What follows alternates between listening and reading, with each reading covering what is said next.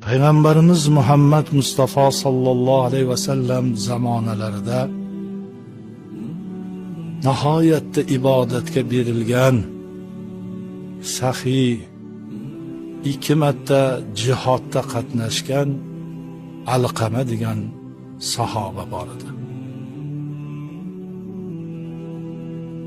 Bir kuni Peygamberimiz Muhammed Mustafa sallallahu aleyhi ve sellem Hazreti Ali karramallohu vajhu, Hazreti Bilal, Hazreti Umar sahobai kiromlar bilan suhbatlashib o'tirganlarida bir ayol izin so'rab yig'lab kirib keldi.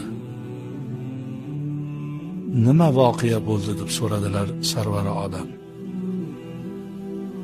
Sahoba Alqama do'stingiz og'irlashib qoldilar. Nihoyatda qattiq sakratda yotibdilar.